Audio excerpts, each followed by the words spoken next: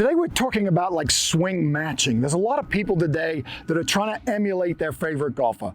I coach a guy who's got a very interesting golf swing, in that is Jon Rahm. So when we look at Jon, you'll see this severely kind of bowed wrist at the top of his backswing. But you have to understand his physicality as to why he did that and whether it's right for you. So the first thing you want to do is understand, can you even do that? So really what I need to be able to do on this lead wrist is I need the ability to flex it, right? So if I'm standing here, I should be able to flex that wrist. If you've got a limitation with that wrist, then probably not the right swing for you, because you're gonna have difficulty getting that wrist in a bowed position. Now, a lot of players bow that wrist in their golf swing. Some players bow it on the backswing, like a Jon Rahm, like a Dustin Johnson, like a Brooks Koepka.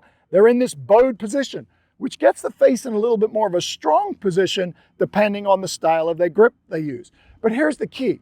When I get it in this bowed position and it's a little bit closed, you've got to have the other matching parameters.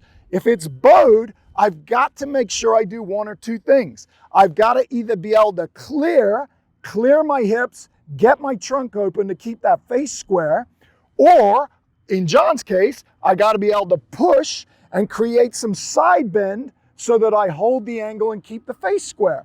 If, however, you have difficulty with separation or your ability to rotate your hips, or your hips are tight, this is going to be a disaster for you. You don't want to do this. If you don't like side bending because maybe you've had some back injury or some back pain from it, and it can cause back pain, you don't want to do this.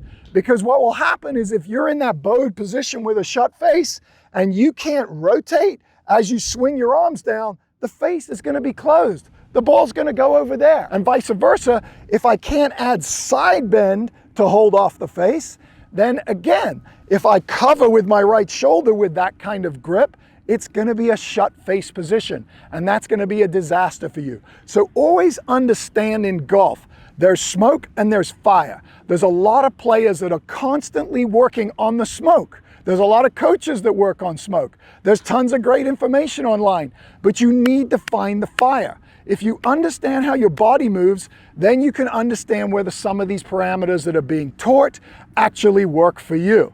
So it's very key that you understand your body. To do that, we got an incredible group of TPI certified experts all over the world.